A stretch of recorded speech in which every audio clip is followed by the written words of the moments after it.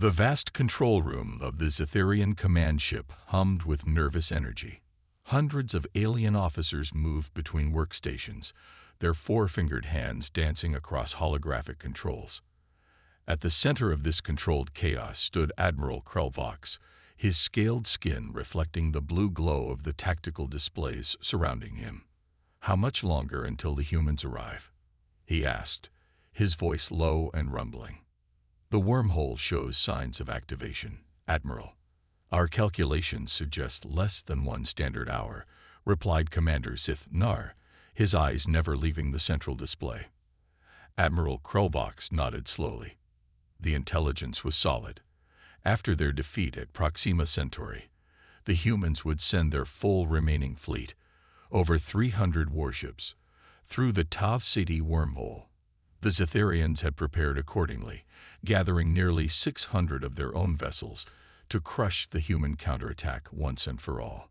Far away, aboard the small human ship U.S. Defiant, Captain Richard Donovan looked out at the stars from the bridge viewport. His ship was alone, waiting at the edge of the wormhole entrance. No fleet behind them. No backup coming. "Status report," he said calmly, though his knuckles were white as he gripped the railing. Lieutenant Susan Palmer turned from her console. "All systems normal, Captain. The wormhole is stable. We can proceed whenever Ambassador Hayes gives the word." As if summoned by her name, Ambassador Caroline Hayes entered the bridge. Her gray uniform was perfectly pressed, her posture straight. Only the slight tightness around her eyes revealed the pressure she felt. "Are we ready, Captain?" she asked. "As ready as we'll ever be," Donovan replied. "Though I still think this plan is insane." Caroline almost smiled. "The best plans usually are. Our intelligence officer Alan Wright did his job perfectly. The Zetherians believe we're bringing our entire fleet." "And when only one ship appears?" asked Lieutenant Frank Garcia from the communication station. "That's when the real work begins," Caroline said. "That moment of confusion is our advantage." On the other side of the wormhole, Admiral Krelvox grew impatient. His massive fleet was positioned in perfect formation, a deadly net ready to close around the human armada the moment it emerged. Victory would mean promotion, honor, and the resources of 3 human colony worlds for his people. "Energy readings are spiking," announced a sensor officer.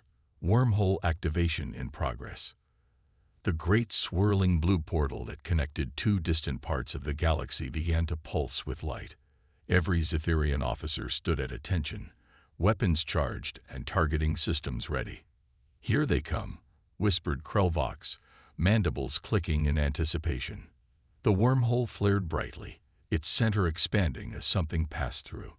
The Zetherian gunners tensed, ready for the first wave of human warships. But only one ship emerged. A single, relatively small human cruiser drifted out of the wormhole, which promptly collapsed behind it. The vessel made no aggressive moves. It simply hung there in space, seemingly unconcerned by the hundreds of Zetherian warships surrounding it. "What is this?" demanded Krelvox, slamming his fist on the console. "Where is their fleet? Scan that vessel." "It's the U.S. Defiant, Admiral," reported Commander Zith-Nar after a moment. "A diplomatic cruiser with minimal weapons. They're hailing us on all frequencies." Confusion rippled through the Zetherian command center. This made no sense. Their intelligence had been perfect. The humans were planning a major offensive. 600 Zetherian ships now faced a single human vessel that could be destroyed with a single volley. "Put them through," ordered Krelvox, curiosity overcoming his initial anger. The main view screen activated, showing a human female in formal diplomatic attire. Her expression was calm, almost confident. "This is Ambassador Caroline Hayes of Earth," she said clearly. "I request permission to come aboard and discuss terms that will benefit both our species." Admiral Krelvox stared at the human, his tactical mind racing. Was this a trick? A distraction? Where was the human fleet? What game were they playing? "Explain yourself," he finally demanded. "Our intelligence indicated a battle fleet." The human ambassador nodded slightly. Perhaps we should discuss what your intelligence does and doesn't know. Admiral. Face to face. Ambassador Caroline Hayes stood in her quarters aboard the U.S. Defiant, checking her appearance one last time in the mirror. Her dark blue uniform was spotless, her brown hair pulled back neatly. She touched the small earth pin on her collar for luck. Ambassador, we have received permission to dock with the Zetherian flagship. Captain Donovan's voice came through the room's speaker. They're sending an escort shuttle in 20 minutes. Thank you, Captain. I'll be on the shuttle bay shortly, she replied. Caroline picked up a small metal case from her desk. Inside was a data device that contained everything she needed: the proof, the plans, and the offer that might save countless lives. If the Zetherians would listen. On the bridge, Captain Donovan ended the communication and looked around at his crew. Everyone was tense. Their single ship was surrounded by hundreds of enemy vessels. One wrong move, one misunderstanding, and they would be destroyed in seconds. Lieutenant Garcia, keep all channels open. I want to hear everything the Zetherians say to each other, he ordered. Yes, sir, Frank replied, though their encrypted channels are difficult to crack. The captain nodded and turned to his first officer. Susan, if anything happens to the ambassador, we need to be ready to transmit all her data to Earth Central Command. Lieutenant Palmer nodded grimly. The emergency transmission is ready, sir, but without the wormhole. She didn't finish. Everyone knew that without the wormhole, any message would take years to reach Earth. By then, it would be too late. Donovan walked to the viewport and stared at the massive Zetherian warships surrounding them. This all depends on Ambassador Hayes now. Meanwhile, aboard the Zetherian flagship, Admiral Krelvox prepared for the human visitor. He ordered his personal guard to line the path to the meeting room. He wanted the human to see Zetherian strength with every step she took. Commander Zithnar, he called to his second-in-command. What do our scans show about the human vessel? The commander checked his datapad. It's lightly armed, as expected for a diplomatic ship. Limited shields. Crew of 47. One strange reading we can't identify. Possibly a new type of communication system. Krelvox's 4 eyes narrowed. Or a weapon. Keep scanning. I want to know everything about that ship. The shuttle bay doors on the Defiant opened, and a small Zetherian craft entered. 4 armed guards exited first, followed by a Zetherian officer in formal military dress. I am Sub-Commander Vaclon, he announced. I am here to escort the human ambassador. Caroline stepped forward, case in hand. Captain Donovan stood beside her. Ambassador Hayes is ready, he said, but I must insist on certain diplomatic protections under the Galactic Charter. The Zetherian officer made a sound that might have been a laugh. You are not in a position to insist on anything, human, but the Admiral has granted safe passage. For now. Caroline touched Donovan's arm gently. It's all right, Captain. I understand the risks. She turned to the Zetherian. I am ready, Sub-Commander. Before boarding the shuttle, she looked back at Donovan. Remember, Captain, whatever happens, the mission comes first. The journey to the Zetherian flagship took only minutes. Through the shuttle viewport, Caroline saw the true scale of the alien armada. Ships of all sizes filled the space around them, weapons pointed at the lone human vessel. When they docked, Caroline was led through long corridors lined with armed Zetherian soldiers. Their height, nearly 7 feet tall, and their scaled skin made them appear even more intimidating, but she kept her pace steady and her head high. Finally, they reached a large chamber. At its center stood Admiral Krelvox, his decorated uniform marking him as the fleet's highest commander. So, he said as Caroline entered, his deep voice echoing in the room. You are the human who comes alone where a fleet was promised. Caroline met his 4-eyed gaze without flinching. Sometimes, Admiral, one person with the truth is more powerful than 1,000 ships with weapons. The Admiral's mandibles clicked, a sign of either amusement or irritation. Caroline couldn't tell which. And what truth do you bring that is worth my time, Ambassador? He asked. Caroline placed her case on the table between them and opened it slowly. The truth about why your people and mine don't need to destroy each other after all. The command chamber fell silent as Ambassador Caroline Hayes activated the small device from her case. The blue light shot upward, forming a three-dimensional map of the galaxy. The map focused on Cytherian space, their homeworld, colonies, and key military bases all clearly marked.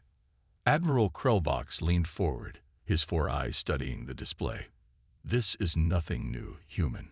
We know our own territory. Please wait, Admiral, Caroline said calmly. She pressed another button on the device. Small red dots began to appear throughout the map. One near the Cytherian homeworld, 3 around their largest colony, 5 more near their main shipyards, dozens more at key strategic locations. Each red dot pulsed slowly. What is this? Demanded Commander Zithnar, stepping closer to the display. These are human ships, Caroline explained, positioned throughout your territory over the past 3 months. The room erupted in angry shouts. Admiral Krelvox slammed his fist on the table. Impossible, he roared. Our detection systems would have found them. Caroline shook her head. Not these ships. After our defeat at Proxima Centauri, we developed a new technology. Our ships can now travel without leaving the usual warp signatures. They're practically invisible to standard scans. She's lying, one of the Cytherian officers said. This is a trick to make us pull our fleet back. Is it? Caroline asked. She handed Admiral Krelvox a small data chip. These are the exact coordinates of each ship, plus their command codes. Check for yourself. One ship is only 20,000 kilometers from this very room. The Admiral's eyes narrowed. He inserted the chip into his own console. The room grew quiet as he studied the information. Scan these coordinates, he ordered after a long moment. Full spectrum analysis. A tense minute passed as the Cytherian officers carried out his command. Then a junior officer spoke up. Admiral, there's something there. Very faint energy signature, not matching any known pattern. Another officer called out. Same at these coordinates near the homeworld. Something's there, but it barely registers on our scanners. Admiral Krelvox looked back at Caroline, his expression now deadly serious. If what you're showing us is true, then your ships are in position to attack our most valuable targets. Yes, Caroline said simply. While you gathered your entire fleet here to meet our expected armada, we positioned our newest ships throughout your territory. We could strike at any moment. Then why haven't you? Asked Commander Zithnar. Why come here alone? Because we don't want to destroy you, Caroline replied. We don't want this war to continue. The attack fleet you were expecting doesn't exist. We sent only one ship, my ship, to talk, not to fight. Admiral Krelvox paced around the table. So you threaten us with hidden ships, then claim you want peace. These do not seem compatible goals, Ambassador. Caroline nodded. I understand your skepticism, but think about it, Admiral. If we wanted to attack, we would have done so already, when your fleet was gathered here. Instead, I'm showing you our positions voluntarily. The Admiral stopped pacing. To what end? To show you that continuing this war is pointless. Neither side can win outright. Caroline gestured to the map. Your fleet could destroy my ship easily, but our hidden vessels would immediately attack your unprotected worlds. Or you could return to defend your territory, but then you'd lose your gathered strength here. Commander Zithnar looked at his leader. It's a stalemate. Precisely, said Caroline. A stalemate that could cost millions of lives on both sides. Or, she turned off the projection, it could be the beginning of actual diplomatic talks. The room fell silent again. Admiral Krelvox studied the human woman carefully. After what seemed like an eternity, he spoke. Your plan was very risky, Ambassador. If we had attacked your ship immediately, then many would have died. Caroline finished for him. I was counting on your intelligence and curiosity being greater than your anger. For the first time, the Admiral's mandibles clicked in what might have been respect. "So," he said, "you wish to talk. Let us talk then." 5 hours had passed since Ambassador Hayes entered the Cytherian flagship. On the bridge of the U.S. Defiant, Captain Richard Donovan checked the time again and frowned. "Any word from the ambassador?" he asked Lieutenant Frank Garcia at the communications station. "Nothing yet, sir," Garcia replied. "The Cytherians are maintaining radio silence." The tension on the bridge was thick enough to cut with a knife. Everyone knew they were completely surrounded. If the Cytherians decided to attack, their ship would be destroyed in seconds. "Sir," called Lieutenant Susan Palmer from her station, "I'm detecting movement in the Cytherian fleet. Several ships are changing position." Donovan moved quickly to her side. "Attack formation." "No, sir," Palmer said, looking surprised. "They appear to be pulling back, creating a pathway." Before Donovan could respond, Garcia called out, "Captain, incoming transmission from the Cytherian flagship." "On screen," Donovan ordered. The main view screen lit up, showing Ambassador Caroline Hayes standing next to Admiral Krelvox. Caroline's face revealed nothing, but Donovan noticed she was standing taller than usual, a sign she was under stress but handling it. "Captain Donovan," she said formally, "Admiral Krelvox has verified our claims and wishes to discuss terms." Donovan tried not to show his relief. "That's excellent news, Ambassador. What are the next steps?" "The Admiral has agreed to a temporary ceasefire," Caroline explained. "We will move to the neutral space station Gamma 7 for formal negotiations." Admiral Krelvox stepped forward. "Your ambassador has presented a compelling case, Captain. However, we require proof of her claims about your hidden ships." "Understood," Donovan replied. "What kind of proof would satisfy you, Admiral?" "We have agreed that 3 of your cloaked vessels will reveal themselves briefly, just enough to confirm their positions. 1 near our homeworld, 1 near Colony Prime, and 1 near the Ardak shipyards." Caroline nodded. "I've already sent the coded message, Captain. The ships should reveal themselves in exactly 1 hour." Meanwhile, across Cytherian space, 3 human ships received their instructions. These advanced vessels had been hiding for months, using new technology that bent light and absorbed energy signatures. Now they had orders to briefly drop their cloaking. On Colony Prime, the largest Cytherian settlement outside their homeworld, Governor Zivtal was in his office when an aide rushed in. "Governor, our sensors have detected something in orbit." "What kind of something?" the governor asked. "A human warship, sir. It just appeared out of nowhere, broadcasting this message on all frequencies." The message was simple. "This is the Earth ship U.S. Vanguard. We have been in position for 73 days. This is confirmation of Ambassador Hayes' diplomatic mission. We will recloak in 30 seconds." True to their word, 30 seconds later, the ship vanished from all sensors. Similar scenes played out near the Cytherian homeworld and their main shipyards. Ships appeared, delivered their message, and disappeared again. Back on the Cytherian flagship, Admiral Krelvox received the reports from all 3 locations. "It seems your ambassador was telling the truth," he said to Captain Donovan, who had been invited aboard to join the discussions. "Your ships could have attacked at any time." "But they didn't," Caroline pointed out. "And they won't, as long as these talks continue in good faith." The Admiral's 4 eyes blinked slowly. "You've put us in an impossible position, Ambassador Hayes. But I respect the strategy. You changed the rules of engagement when you couldn't win by conventional means. Sometimes the best way to win a war is to make it pointless to continue fighting," Caroline said.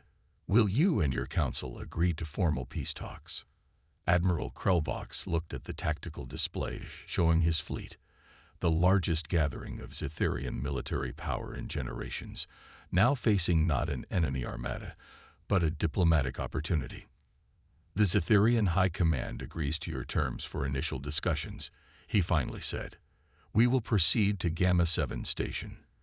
But know this, humans, if your ships make any aggressive moves, Our response will be immediate and total. Caroline nodded. Understood, Admiral. Our ships will maintain their positions, but take no hostile actions. Captain Donovan watched this exchange with amazement. What had seemed like a suicide mission hours ago was now becoming the first real chance for peace between their species. Space Station Gamma 7 hung in the emptiness between star systems. Built by a long-vanished alien race, it had served as neutral ground for countless meetings between different species. Now its great circular halls would host the most important negotiation in human Etherian history. Ambassador Caroline Hayes stood at the viewport in her temporary quarters, watching as ships from both sides took positions around the station. The U.S. Defiant was docked at one arm of the station. The Etherian flagship, nearly 10 times its size, was attached to another arm. A chime sounded at her door. "Enter," she called. Captain Donovan walked in, carrying a datapad. "The first meeting starts in 1 hour. Are you ready?" Caroline nodded. "As ready as I'll ever be." "Did we get the latest reports from our hidden ships?" "Yes, all maintaining position. No sign the Zetherians are trying anything." He hesitated. "Caroline, what you did was either brilliant or insane. Probably both." She smiled slightly. "When we lost half our fleet at Proxima Centauri, we needed a new approach. I just hope Admiral Krelvox is truly ready to talk." In another part of the station, Admiral Krelvox met with his advisors. Commander Zithnar pointed at a display showing the positions of the revealed human ships. "We could still win this war," Zithnar argued. "Yes, they would damage some of our worlds, but our superior numbers would crush them eventually." "At what cost?" Krelvox asked quietly. "Millions of our people would die. Perhaps billions. And for what? More territory we don't need." The other Zetherians looked surprised. Their admiral had always been a fierce warrior, dedicated to expanding their empire. "The humans have given us something rare," Krelvox continued. "A chance to step back from total war without losing honor. I intend to hear what they propose." The main meeting hall of Gamma 7 featured a circular table with equal seats for both delegations. When the time came, both groups entered from opposite doors. Caroline led the human delegation, accompanied by Captain Donovan, Dr. Laura Mitchell, and 2 security officers. Admiral Krelvox led his group, with Commander Zithnar and 3 other high-ranking Zetherians. "Ambassador Hayes," the Admiral said formally, "we are prepared to listen to your proposal." Caroline activated the table's built-in display system. A 3-dimensional map of the border regions between human and Zetherian space appeared. "Our proposal is simple," she began. "A permanent boundary here." She traced a line through several star systems. Each side stays on their side. No military crossing, but open civilian trade. "We believe both our peoples can benefit more from commerce than from conflict." Commander Zithnar made a dismissive sound. "And how do we verify that your ships aren't crossing this border?" "Your new cloaking technology makes trust impossible." It was a fair point. Caroline looked to Captain Donovan, who stepped forward. "We're prepared to share the detector technology that can identify our cloaked ships," he said. "You'll be able to monitor the border effectively." This caused a stir among the Zetherians. Sharing such technology was unprecedented. "And what do you want in return?" Admiral Krelvox asked suspiciously. "Access to your radiation shielding technology," Caroline replied. "We know it's superior to ours. It would help protect our colonies on worlds with higher background radiation." A moment of silence followed. The humans were offering a fair trade. Detection systems for shielding technology. It was reasonable, perhaps too reasonable. "What aren't you telling us, Ambassador?" Krelvox finally asked. "Why this sudden desire for peace when you hold a tactical advantage?" Caroline's expression remained calm. "Because war is expensive, Admiral. Not just in lives, but in resources. Humanity wants to explore deeper into the galaxy, not waste our strength fighting over border worlds." "And you think we share this view?" I think you're intelligent enough to see the benefits, Caroline replied. Otherwise, you wouldn't be here. For the first time, Admiral Krelvox made a sound that resembled a chuckle. You are direct, human. I appreciate that. He turned to his delegation and spoke in low tones. After a brief discussion, he turned back.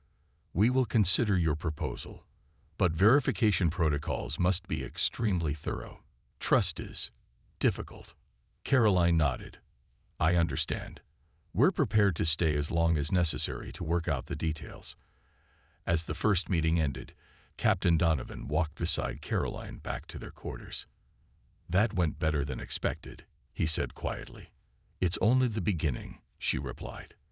The hard part comes next, turning words into a lasting peace. 3 weeks into the negotiations, both sides were showing signs of fatigue. The initial agreements on borders and technology exchange were in place, but smaller details kept causing problems. Trust remained fragile between species that had been enemies for generations.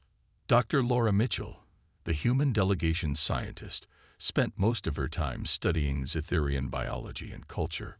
One evening, she asked to meet privately with Ambassador Hayes in her quarters.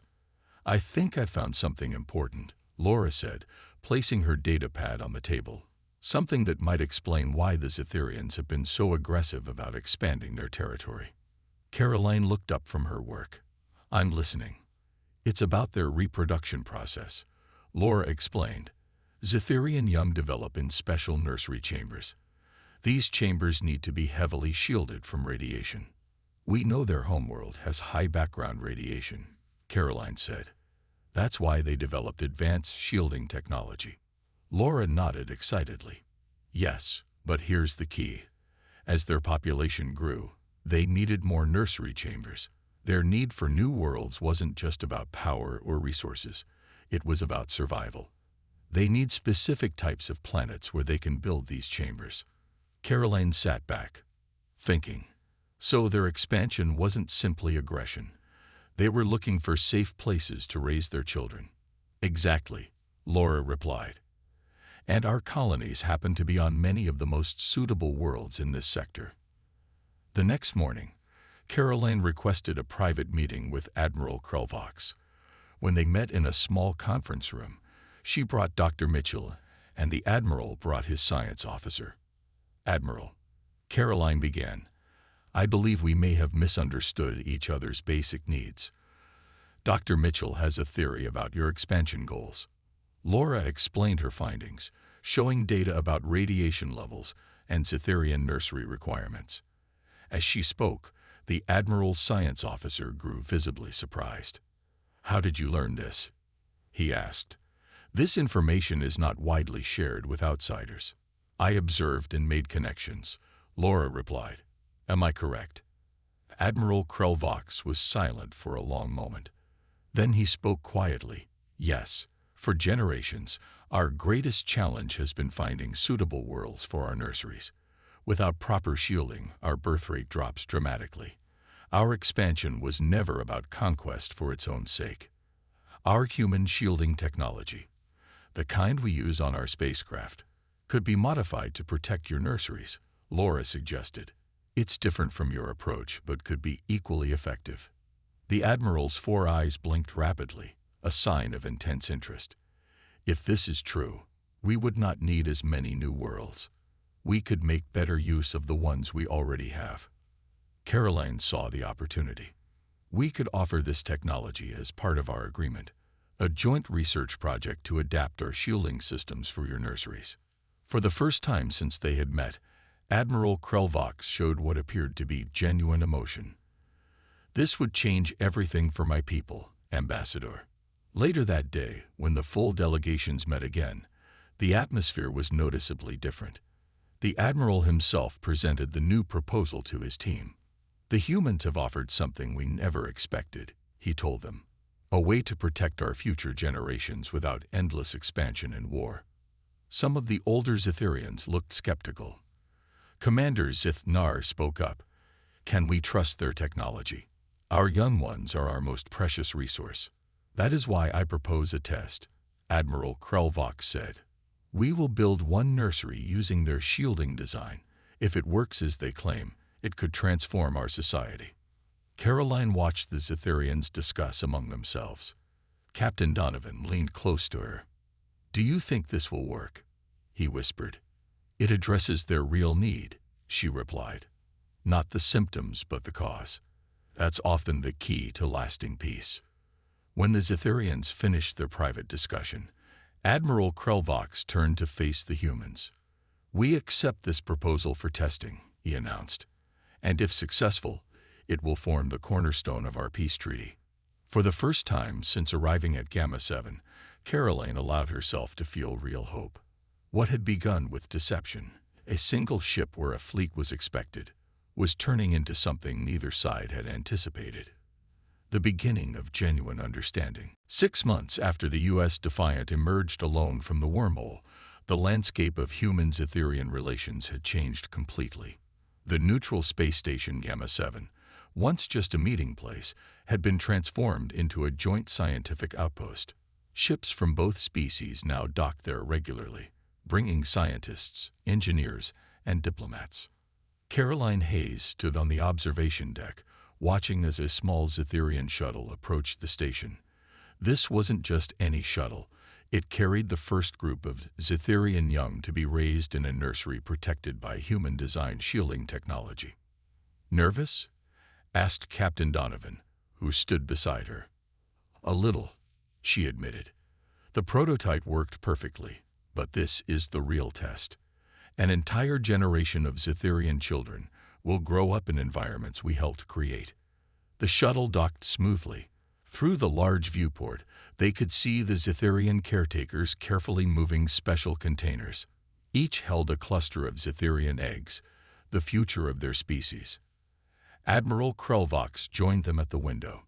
In the months since the peace talks began, he had become less a military leader and more a diplomat himself. "This day marks a turning point for my people," he said. "For generations, we believed our only path forward was conquest and expansion. We never imagined another solution was possible." The nursery section of the station had been built according to strict Zetherian specifications, but with human shielding technology integrated throughout. Tests showed radiation levels were even lower than in traditional Zetherian nurseries. "Your hidden ships are leaving our territory, as agreed?" the Admiral asked. Caroline nodded. "The last one departed yesterday. The verification systems you installed confirmed it."